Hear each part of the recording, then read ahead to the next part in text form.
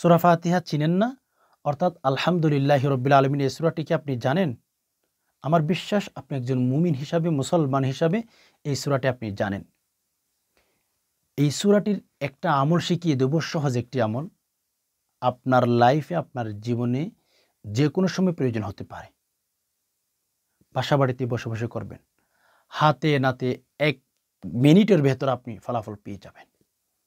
অত্যন্ত গুরুত্বপূর্ণ ভিডিওটির মধ্যে অমনোযোগী থাকবেন না।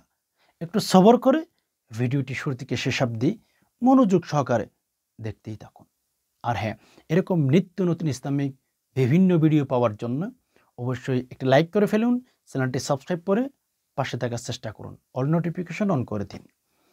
দেখুন সম্মানিত দিনী ভাই বোন, সূরাতুল ফাতিহা এটা সম্পর্কে আর কি বলবো আপনাদেরকে। এটা এমন একটি সূরা, এক কথায় উর্দুর মধ্যে একটা কথা এসেছে, আল্লাহ পাক রব্বুল আলামিন जो आसमानी किताब आसमान से नाजिल किया, तमाम आसमानी किताब कुरानुल करीम के अंदर है और तमाम कुरानुल करीम सूरतुल फातिहा के अंदर है। দুঃখের সাথে বলতে হয়, মনের মধ্যে অনেক কষ্ট নিয়ে বলতে হয়, সূরাতুল ফাতিহা পারে না। এরকম কিন্তু আমাদের সমাজে অনেক অনেক অনেক নারী পুরুষ আছে, অনেক নারী পুরুষ আছে সূরা ফাতিহা পড়তেই পারে না। ভাই, এই যে চেহারা, এই যে ফেস, আপনার এই যে বডি, আল্লাহ তাআলাকে কেমনে দেখাবেন? আমাকে বলেন, আপনার কাছে কোনো লজিক্যালি কোনো যুক্তি যদি থাকে আমাকে বলেন, আমি মানবো আমি আপনাদের যুগের একজন সন্তান। কোনো লজিক আপনার কাছে আছে? কোরআনুল কারীম তেলাওয়াত করতে জানেন না, কোরআনুল কারীমের তেলাওয়াত শিখতে পারেন নাই, দুনিয়ার এমন কোনো ২ নাম্বারি কাজ নাই আপনি জানেন না মিয়া, সব আপনি শিখে ফেলেছেন, কিন্তু আপনি কোরআনুল কারীমের তেলাওয়াত শিখতে পারেন নাই। মাথাটা নিচু করে একটু ভেবে দেখেন, আপনি আপনার শরীরের উপরে, আপনি আপনার উপর কতটুকু জুলুম করেছেন, কতটুকু নাফরমানি করেছেন, কতটুকু নাফরমানি করেছেন, কতটুকু জুলুম করেছেন, এটা আপনি অ্যানালাইসিস করে আপনি চিন্তা করে দেখেন। আপনার এই লাইফে না জানেন না সেরকম কিছু নাই, অথচ কোরআনুল কারীম তেলাওয়াত জানেন না। আল্লাহ তো কোরআন দিয়েছিলেন আমাদের জীবনে যেন আমরা সফল হতে পারি। সূরাতুল ফাতিহা নিয়ে কথা বলতে চেয়েছিলাম। সূরাতুল ফাতিহা ও মেরে দোস্ত এমন একটি সূরা যেটা যত বেশি পড়বেন তত বেশি রব্বুল আলামিনের কাছে প্রিয় হয়ে যেতে পারবেন। এই সূরাটি কিন্তু আল্লাহর কাছে অনেক পছন্দনীয় একটি সূরা। এই সূরাটি যদি রব্বুল আলামিনের কাছে পছন্দ নাই হইতেন, তাহলে কখনো রব্বুল আলামিন এই সূরাটি আমাদেরকে প্রতিটি নামাজের মধ্যে, প্রতিটি নামাজের প্রতিটি প্রথম রাকাতে প্রথমে কেন আমাদেরকে এই সূরাটি পড়ার জন্য বলেছেন? একটু চিন্তা করে দেখেন। এই যে নামাজ পড়তেছি, নামাজের মধ্যেও কিন্তু সূরাতুল ফাতিহা প্রতি রাকাতের মধ্যে আমাদের পড়তে হয়। লা সলাতা ইল্লা বিফাতিহাতিল কিতাব। মদিনাওয়ালা নবী মুহাম্মদুর রাসূলুল্লাহ সাল্লাল্লাহু আলাইহি ওয়াসাল্লাম স্পষ্ট বলে দিয়েছেন, ফজর নামাজ হোক, জোহর নামাজ হোক, মাগরিবের নামাজ হোক, নফল নামাজ হোক, এশার নামাজ হোক, যাই নামাজের কথা বলেন না কেন, কোনো নামাজ সহি হবে না সূরাতুল ফাতিহা ছাড়া। চিন্তা করেন কত ফজিলতপূর্ণ একটি সূরা। প্রতি নামাজে, প্রতি রাকাতে, সুবহানাল্লাহি ওয়া বিহামদি। এজন্য সূরাতুল ফাতিহা আপনি মুসলমান যদি নিজেকে দাবি করেন, বাটপারি তো সব শিখে ফেলেছেন, ২ নাম্বারই তো সব শিখে ফেলেছেন, মানুষকে কিভাবে কষ্ট দিতে হয় সব শিখে ফেলেছেন, অথচ আপনি এখনো পর্যন্ত সূরাতুল ফাতিহা ছোট্ট একটি সূরা আপনি শিখতে পারেন নাই। আপনার মতো হতভাগা এই পৃথিবীর মধ্যে কেউ আছে বলে আমার মনে হয় না। আপনি বলবেন যে হুজুর আমি তো ছোট্ট অবস্থায় আমার মা বাবা আমাকে মাদ্রাসায় ভর্তি করা দেই নাই, আমি পড়তে পারি নাই, মাদ্রাসায় পড়তে পারি নাই বিধায় আমি সহি করে শিখতে পারি না। দেখেন ভাই, এখন ডিজিটাল যুগ, বয়সের উপর নির্ভর করে না, আপনি শিখবেন জানবেন আপনার বয়স যতই হোক না কেন। খাদিজা রাদিয়াল্লাহু তাআলা আনহার জীবনী পড়বেন, পেয়ে যাবেন রাসূলুল্লাহ সাল্লাল্লাহু আলাইহি সাল্লামের কাছে শিখেছেন কোরআন।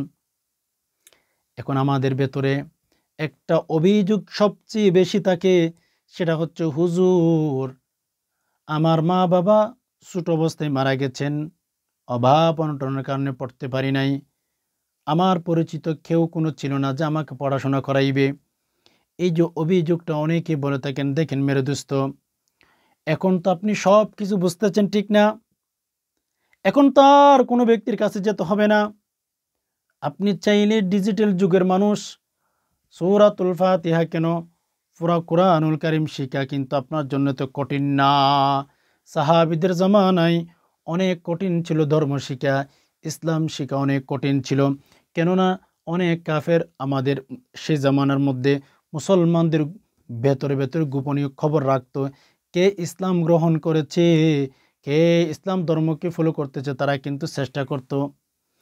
এরপরই সাহাবী কেরাম আমানতু বিল্লাহ, আল্লাহ পাক রব্বুল আলামিনের উপর ঈমান এনেছেন, জীবনটা এমনভাবে গড়ে গেছেন যে জান্নাতি টিকিট কিন্তু দুনিয়াতে থাকা অবস্থায় সাহাবী একরাম নিয়ে ফেলেছেন। দুনিয়াতে থাকা অবস্থায় জান্নাতের সার্টিফিকেট নিয়েছেন মেয়ে তারা, এত বেশি আমলদার ছিলেন। তো যাই হোক, সূরাতুল ফাতিহা, এটার নাম অপর নাম কি জানেন? সূরাতুশ শিফা। সুবহানাল্লাহ, মানে যে কোনো রোগের মহা ওষুধ। আপনার ঘরের মধ্যে আপনার স্ত্রীর পেট ব্যথা করতেছে, হ্যাঁ, ছেলে মেয়ের পেট ব্যথা করতেছে, হঠাৎ করে আপনি প্রথম নাম্বারে উজু করে নেবেন, উজু করে এক গ্লাস পানির মধ্যে ফু দিয়ে পানিগুলো অসুস্থ ব্যক্তিকে খাওয়াই দিবেন, হাতে নাতে ফলাফল পাবেন, সাথে সাথে ফলাফল পাবেন। কেন জানেন? ওয়ানুনাজ্জিলু মিনাল কুরআন, আল্লাহ পাক রব্বুল আলামিন বলেন আমি কোরআন নাজিল করেছি, কেন জানো? ওয়ানুনাজ্জিলু মিনাল কুরআন মা হুয়া শিফাউ ওয়া রাহমাতুল লিল মুমিনিন।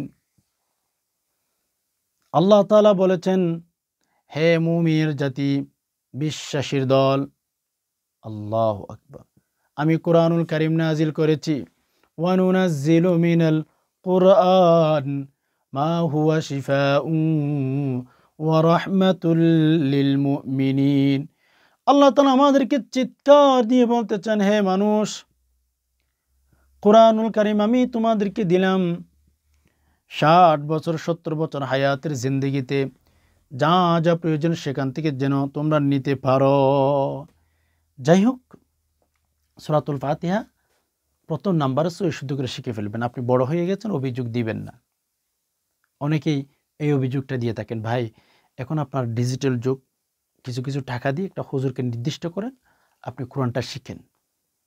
অনেক কিছু শিখেছেন ভাই, আপনি মানুষ, আপনি ইনসান, আপনার মৃত্যুর পরে যেন কবরে গরু ছাগলের মতো থাকতে না হয়, আপনি যেন কবরের ভেতরে শান্তি পান, আপনার জীবনের জন্য একটু হলেও শান্তি আসে কবরে, সূরাতুল ফাতিহা কেন সব সূরা শিখে ফেলবেন, ইনশাআল্লাহ অনেক বেশি বেনিফিট আল্লাহ সুবহানাহু ওয়া তাআলা আপনাকে দিবেন। এখন তো আমাদের ওই সময় নাই, ফেসবুক, ইউটিউব, ব্যবসা বাণিজ্য নিয়ে এত ব্যস্ত হয়ে গেছে, নিজের কাজের জন্য নিজেকে একটু সময় দেব এটুকু আমাদের নাই।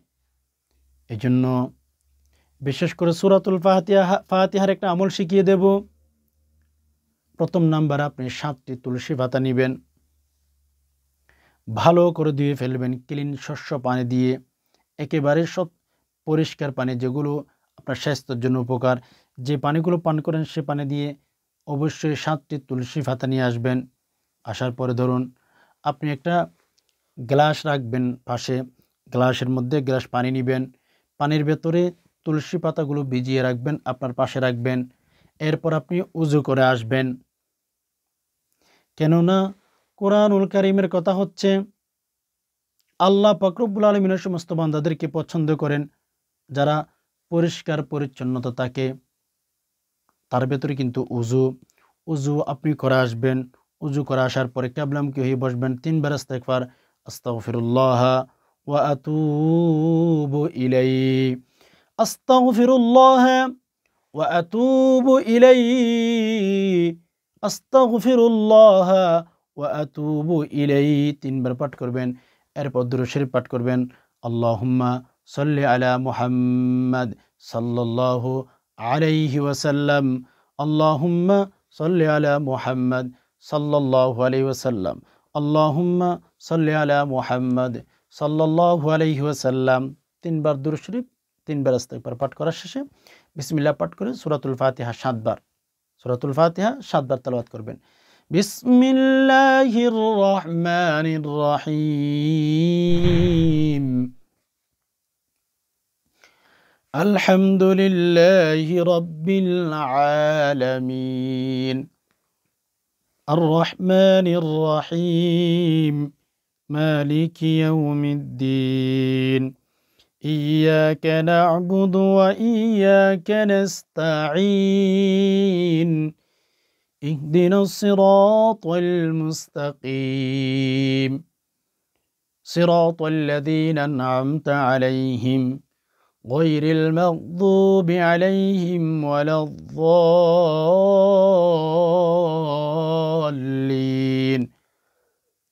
আমিন। সূরা ফাতিহা এভাবে বিসমিল্লাহ সহ 7 বার সহি শুদ্ধ করে ভাই। আপনি যদি ভুলে ভরা উচ্চারণ করেন তেমন ভালো বেনিফিট আপনি পাবেন না। সহি শুদ্ধ করে 7 বার পাঠ করবেন। শেষে আবার 3 বার দুরূদ শরীফ পাঠ করবেন। এখন আপনি যে আমলটি আমি আপনাদেরকে শিখিয়ে দিলাম, এই আমলটি করার পরে আপনি কি করবেন? ওই যে গ্লাসের মধ্যে পানি নিয়েছেন, তুলসী পাতা রেখেছেন, ওই যে পানির মধ্যে 7টি ফু দিবেন এভাবে। 7টি ফু দিয়ে ফেলবেন। এখন আমাদের মেইন কথা, এই যে এত লম্বা একটা কথা শুনে, এত লম্বা একটা আমল করে তুলসী পাতার মধ্যে, হ্যাঁ, পানির মধ্যে তুলসী পাতাগুলো রাখলাম, এরপর ফু দিলাম। সে আমরা পানিগুলো কি করব? দেখেন, উপরে কোনো ঢাকনা দিয়ে আপনি হচ্ছে সেই পানিগুলো ভিজিয়ে রাখবেন সারা রাত। সকাল ঘুম থেকে উঠে খালি পেটে খেয়ে ফেলবেন। তাহলে আপনার কি উপকার হবে জানেন? আপনার বিয়ে বন্ধ করে রেখেছে, আপনাকে জাদুটোনা করা হয়েছে, কুফরি কালাম করেছে আপনাকে, কোনোভাবেই পেরে উঠতেছেন না, আপনার শরীর সবসময় অসুস্থ হয়ে যায়। এই সমস্ত ভাই বোনদের জন্য যদি আমলটি করতে পারেন, ইনশাল্লাহ অনেক অনেক বেশি বেনিফিট আপনি পাবেন। আপনি চিন্তাও করতে পারবেন না, ভাবতেও পারবেন না। আসুন আমরা সবাই মিলে সূরাতুল ফাতিহার এই আমলটি শিখে রাখি এবং শেয়ার করে অন্যান্য ভাইদেরকে শিখার জন্য সুযোগ করে দিতে পারি, সেই চেষ্টা আমরা করার চেষ্টা করব ইনশাআল্লাহ। আশা করি বিষয়টি বুঝতে পেরেছেন। রব্বুল আলামিনের কাছে দোয়া করে যে হে আল্লাহ, যে সমস্ত ভাই বোন আল্লাহ ভিডিওটি দেখেছেন, ইসলামের কথাগুলো শুনেছেন, আল্লাহ সবাইকে শান্তি দান করুন। প্রিয় দর্শক, একটা কথা বলে ফেলি, আজকের আমলটি জাদুটুনা কুফরি কালাম। হ্যাঁ, যাদেরকে খাওয়ানো হয়েছে জাদুটুনা করে, কুফরি কালাম করে, এই যে আমলটি করার পর যদি পানিগুলো পান করেন, ইনশাআল্লাহ জাদুটুনার সাথে সাথে দূর হয়ে যাবে, কেটে যাবে।